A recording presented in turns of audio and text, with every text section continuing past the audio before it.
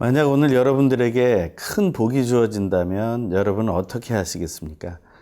그 굴러들어온 복을 발로 차버리시겠습니까? 아니면 그 복을 취해서 그것을 누리길 원하십니까? 잠언에는 이런 말이 있습니다. 게으른 사람은 밖에 사자가 있어서 나갈 수 없다라고 말한다는 것입니다. 아무리 좋은 것이 있어도 사자가 있어서 나가지 못한다고 말하는 게으른 사람들과 같은 선택을 하지 않게 되길 바랍니다. 좀 하나님 주신 복을 우리가 다 누리고 마지막까지 누리는 귀한 선택이 오늘 있기를 간절히 소망합니다.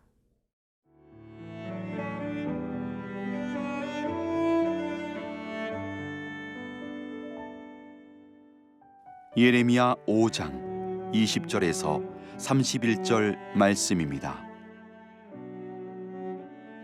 너는 이를 야곱 집에 선포하며 유다에 공포하여 이르기를 어리석고 지각이 없으며 눈이 있어도 보지 못하며 귀가 있어도 듣지 못하는 백성이여 이를 들을지어다. 여호와의 말씀이니라. 너희가 나를 두려워하지 아니하느냐? 내 앞에서 떨지 아니하겠느냐? 내가 모래를 두어 바다의 한계를 삼되 그것으로 영원한 한계를 삼고 지나치지 못하게 하였으므로 파도가 거세게 이나 그것을 이기지 못하며 뛰노나 그것을 넘지 못하느니라. 그러나 너희 백성은 배반하며 반역하는 마음이 있어서 이미 배반하고 갔으며 또 너희 마음으로 우리에게 이른 비와 늦은 비를 때를 따라 주시며 우리를 위하여 추수 기한을 정하시는 우리 하나님 여호와를 경외하자 말하지도 아니하니 너희 허물이 이러한 일들을 물리쳤고 너희 죄가 너희로부터 좋은 것을 막았느니라. 내 백성 가운데 악인이 있어서 새 사냥꾼이 매복함같이 지키며 덫을 놓아 사람을 잡으며 새장에 새들이 가득함같이 너희 집들의 속임이 가득하도다. 그러므로 너희가 번창하고 거부가 되어 살지고 윤택하며 또 행위가 심히 악하여 자기 이익을 얻으려고 송사 곧 고아의 송사를 공정하게 하지 아니하며 빈민의 재판을 공정하게 판결하지 아니하니 내가 이 일들에 대하여 벌하지 아니하겠으며 내 마음이 이 같은 나라에 보복하지 아니하겠느냐? 여호와의 말씀이니라. 이 땅에 무섭고 놀라운 일이 있도다. 선지자들은 거짓을 예언하며 제사장들은 자기 권력으로 다스리며 내 백성은 그것을 좋게 여기니 마지막에는 너희가 어찌하려느냐? 예언자 예레미야는 유다가 멸망한 다음에 포로로 끌려가지 않습니다. 그는 멸망하고 무너지는 예루살렘을 바라보고 그곳에 남은 아주 약하고 가난한 사람들과 함께 그 남은 시간을 보내게 됩니다. 그래서 예레미야의 말씀은 그 하나님의 메시지는 바로 하나님의 선택된 백성들인 이스라엘 백성들에게 선고된 것이라는 것입니다. 그 말씀은 계속해서 슬픔의 메시지로 전해지고 있습니다. 그것은 복잡한 말씀이 아닙니다. 그것은 단순한 것입니다. 오직 하나님께로 돌아오라는 것입니다. 하나님은 그 처음을 아시니 그 처음으로 인도하신다는 것이고 하나님이 회복시켜 주실 수 있으니 하나님께서만 회복시켜 주시겠다는 것입니다. 하나님을 전혀 모르는 사람들에게 선포되는 메시지가 아니라 하나님을 이미 알고 하나님 때문에 너무나 많은 복을 누렸던 사람들을 향해 선포하는 메시지인데 그들은 그것을 받아들이지 않습니다. 오늘 본문의 말씀을 한번 읽어봅니다. 20절부터의 말씀입니다. 너는 이를 야곱 집에 선포하며 유다에 공포하여 이르기를 어리석고 지각이 없으며 눈이 있어도 보지 못하며 귀가 있어도 듣지 못하는 백성이여 이를 들을지어다. 여호와의 말씀이니라. 너희가 나를 두려워하지 아니하느냐? 내 앞에서 떨지 아니하겠느냐? 내가 모래를 두어 바다의 한계를 삼되 그것으로 영원한 한계를 삼고 지나치지 못하게 하였으므로 파도가 거세게 이나 그것을 이기지 못하며 뛰노나 그것을 넘지 못하느니라. 천지를 창조하신 하나님께서 야곱의 집 유다 땅을 선택하시고 하나님의 진실한 백성으로 붙잡아 주심을 알면서도 그 창조의 하나님이 행하신 그 놀라운 한계를 우리는 잘못 알고 있다라는 것입니다. 바닷물이 아무리 거세도 그 모래밭이 있어 그 바다가 넘지 못하는 것을 우리는 알고 있습니다. 물론 이상 기후와 또한 징후들로 인해서 쓰나미들이 일어나고 그것 때문에 많은 고통을 겪는 것을 알고 있습니다. 하지만 평상시에는 그렇지 않습니다. 하나님이 정해놓으신 그 한계에 따라서 바다의 그 넘실거리는 파도는 멈춰서게 되는 것이죠. 이것은 여러 가지 의미가 있습니다. 그 의미 중에 하나는 바로 하나님의 벌과 보복은 계속되고 점점 힘겨워 가겠지만 진멸시키시지는 않으실 것이라는 것. 그 한계를 정해 놓으셨다는 것을 기억하게 된다는 것입니다.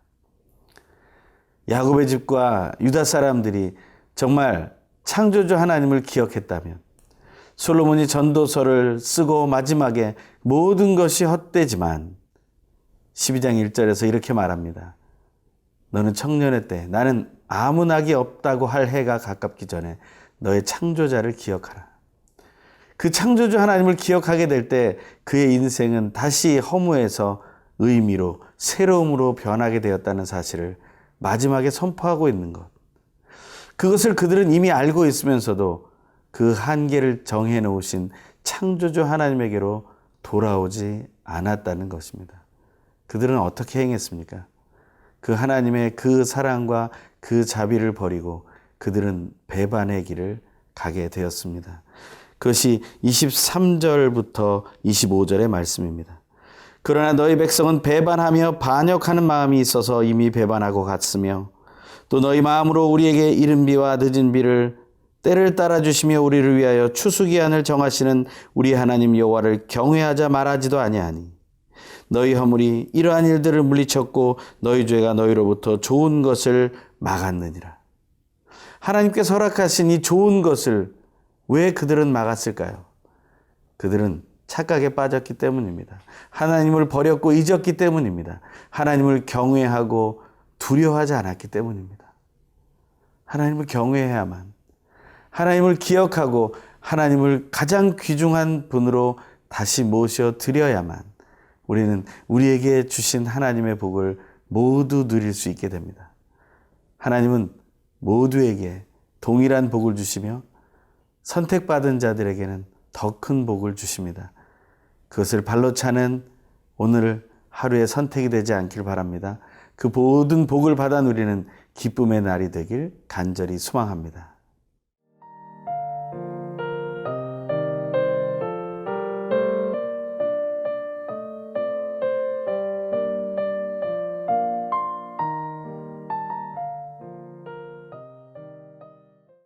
하나님께서 우리에게 복을 주심을 알면서도 우리는 왜 하나님이 주신 복과 그 하나님, 그 선하신 하나님을 선택하지 않는 것일까요? 오늘 본문에서 그것은 바로 우리의 허물과 죄 때문이라고 말합니다. 그 허물과 죄는 우리에게 짐이 되는 것이 아닙니까? 우리를 고통스럽게 하고 우리를 괴롭게 하는 것이 아닙니까? 그런데 사실 그렇지 않은 것 같습니다. 우리는 그것을 즐기고 또한 그것을 조금이라도 누려보려고 하는 욕망이 있는 것 같습니다. 하나님을 사랑하는 것보다 그 죄를 경험하고 그것이 주는 그 쾌락을 누리기를 원하는 것 같습니다. 왜 그런 선택을 하게 될까요? 그것에 대해서 오늘 본문은 이렇게 말합니다. 26절의 말씀입니다. 내 백성 가운데 악인이 있어서 새 사냥꾼이 매복함같이 지키며 덫을 놓아 사람을 잡으며 우리 가운데 악인이 있는 것을 용납했기 때문이라는 것입니다. 여러분 속에 악이 거하는 것을 용납했기 때문입니다. 창세기 4장에서 가인과 아벨은 하나님께 예물을 드리고 예배합니다. 하지만 하나님은 아벨과 그 예물을 받으시고 가인과 그 예물을 받지 않으십니다. 하나님께서 그러한 일을 행하셨을 때 아벨은 아무런 반응을 하지 않습니다. 하지만 가인은 분노에 차게 됩니다. 그때 하나님은 뭐라고 말씀하십니까? 창세기 4장 7절에서 그 분노함이 어찌미냐고 말씀하시며 죄의 소원은 너에게 있지만 너는 죄를 다스려야 한다라고 말합니다. 죄의 소원도 우리에게 있습니다. 하지만 하나님이 우리에게 주신 것은 죄를 다스릴 권세를 주셨습니다.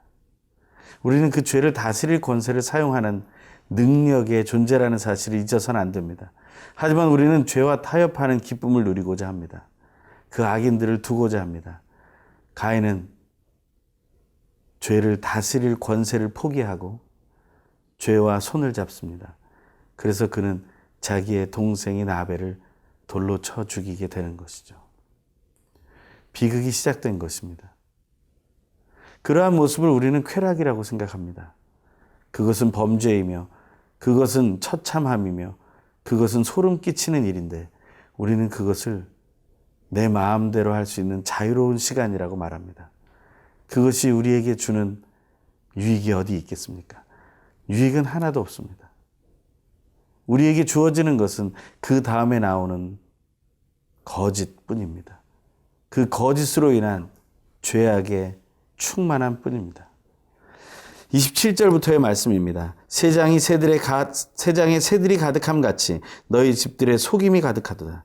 그러므로 너희가 번창하고 거부가 되어 살지고 윤택하며 또 행위가 심히 악하여 자기 이익을 얻으려고 송사 곧 고아의 송사를 공정하게 하지 아니하며 빈민의 재판을 공정하게 판결하지 아니하니 그 속임이 가득할 때까지 내버려 두는 것입니다. 세장에 새가 가득 차 있다고 해서 기뻐하는 것처럼 우리 속에 우리 공동체 가운데 거짓이 가득한 것을 그저 기뻐하며 넘기려고 한다는 것입니다.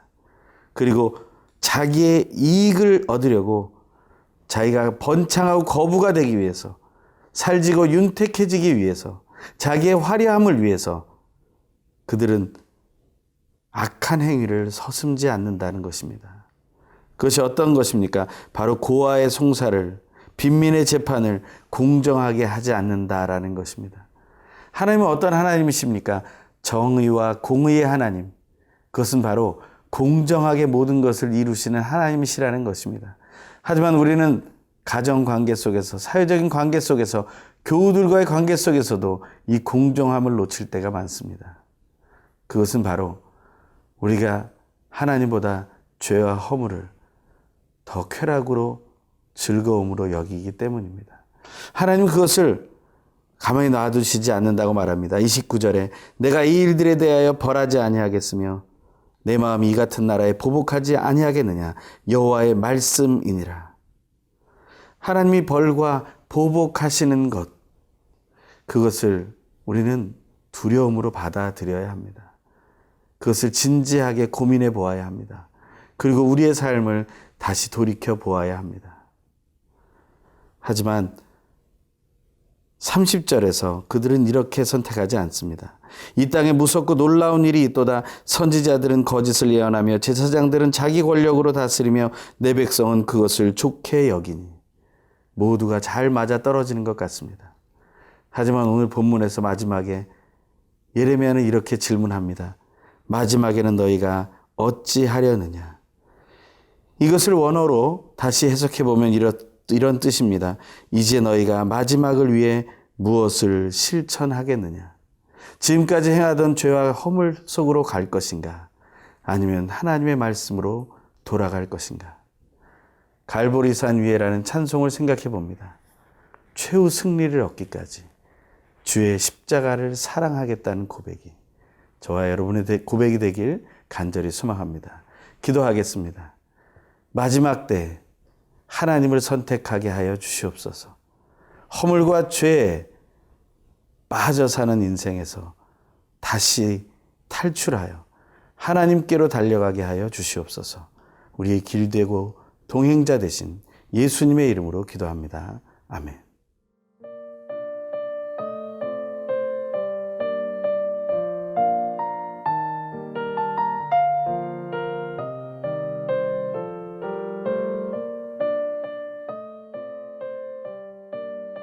이 프로그램은 시청자 여러분의 소중한 후원으로 제작됩니다.